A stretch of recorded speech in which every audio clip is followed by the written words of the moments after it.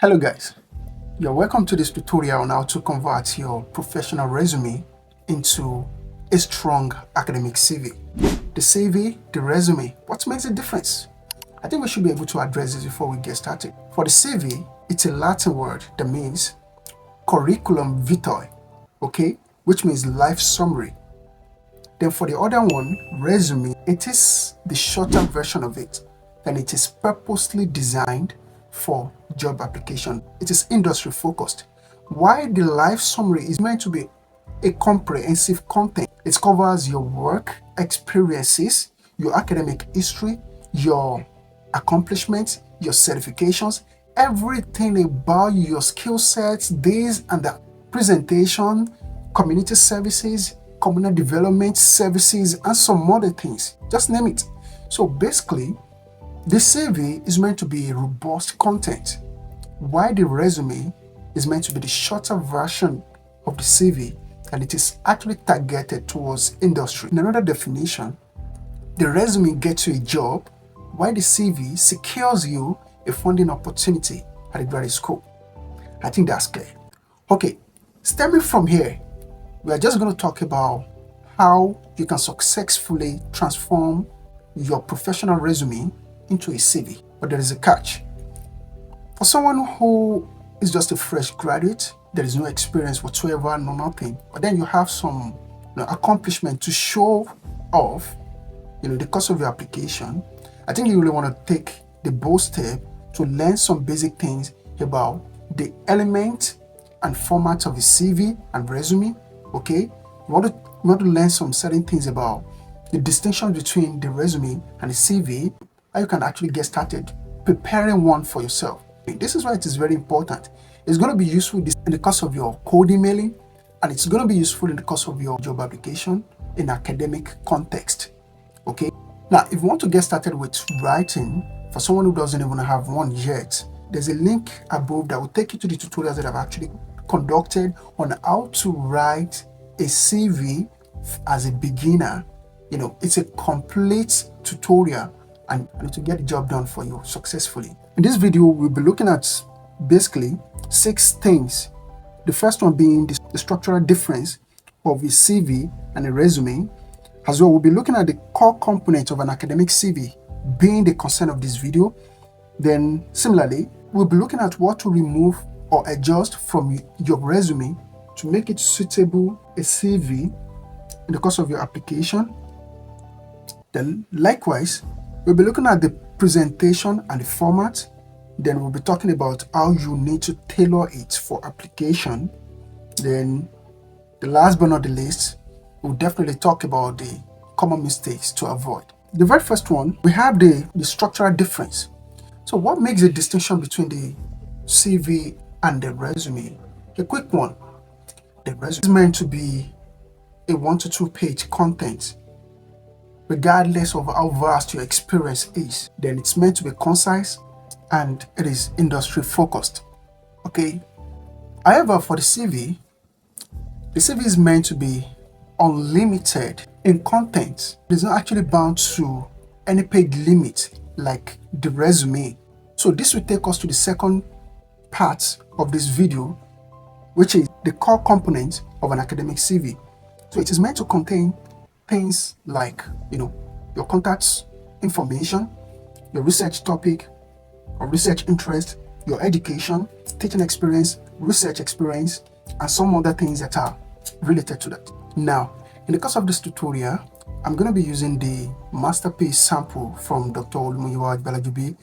You know what it means. This is actually the best sample that so many people are actually adopting in the course of the application. Exactly, that was what I used to, and it's worked like a magic wand. So I'm going to be using that sample because that was what I adopted. So I'll just show us what it looks like. So this is my resume. So you can see I have the part for content strategy, I have the personal profile, the professional experience. What comes first? Professional experience, right? Then the second one is education. Then the next one, skill set. The next one, honors and award, certification, administration and leadership experience. Then we have the language proficiency, volunteerism, and reference. Volunteerism might not really count for a resume So, but then, just for the sake of what, the benefit of what you actually wanted to use it for. Now, let's take a look at the CV. So, the CV is this. So, we have this information. The first one, the research or topic interest, depending on how you see it. So, we have the education, we have the teaching experience, we have the research assistantship and experience, we have the professional experience. After that, we have the skills, the hard and soft skills. So, it depends on the format you're actually adopting. So, this does not necessarily mean that we have only one format, okay? So there are countless of formats that you can take advantage of. So we have the honors and awards, we have certifications, we have the training and development, and down to references. Under each of these, there's a way you are meant to tailor the bullet point under your teaching and work experiences, okay? So it's not just something you do randomly, and I've already talked extensively about this. We have the outline. The first thing we have to consider is the word choice, followed by the verb form used, then followed by the writing hearts of ABC and XYZ. The first thing on the list is the word choice, and the essence is to give you the tips on bulleting your achievements. First, you need to be specific. Action words are required, focus, and use data and statistics. And the last part on the list is initial words. One thing you really want to do when writing this portion of your CV is the fact that you want to show the synergy between your skills and your work experience. So that is why you need to be conscious, to be watchful of your word choice. For clarity, showing the relationship between the verb and the object is one of the important things you need to take good note of. For instance, if you have a teamwork skills, then you want to use words like lead, collaborate. If you have a creative skills, then you want to use words like design, create.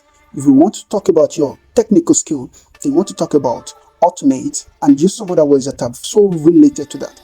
Optimize and some other words.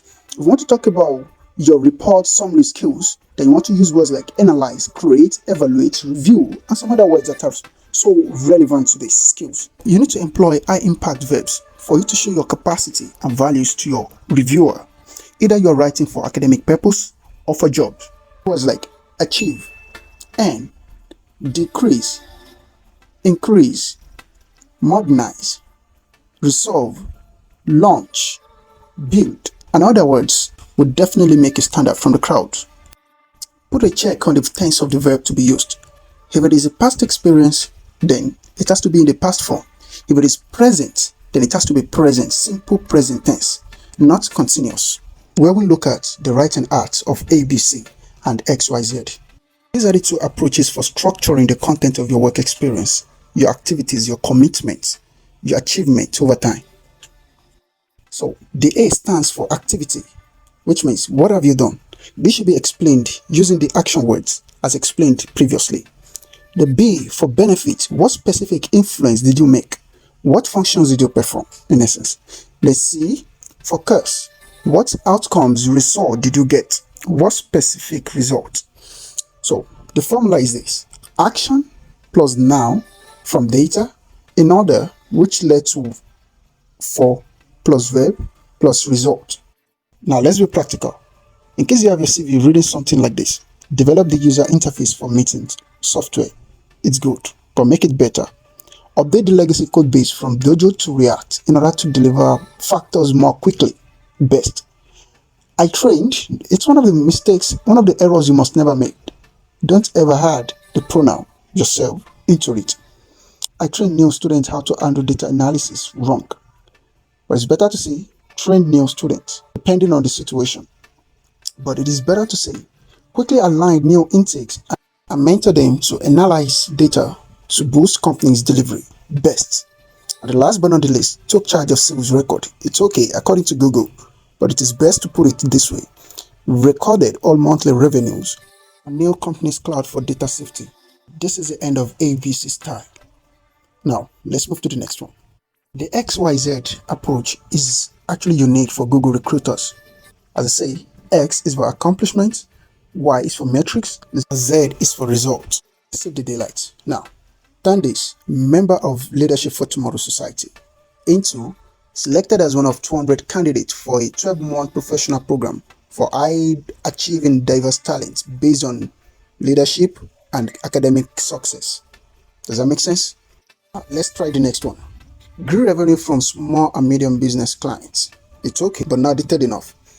Now let's change it into grew revenue for 15 small and medium business clients by 10% within 4 months by mapping new software features as solution to their business goals. Better and best. So guys, this is where we're going to stop. And at this juncture, I think I've been able to take you to the peak and the pinnacle of this subject matter. And don't forget to like this video, share, and subscribe to my channel.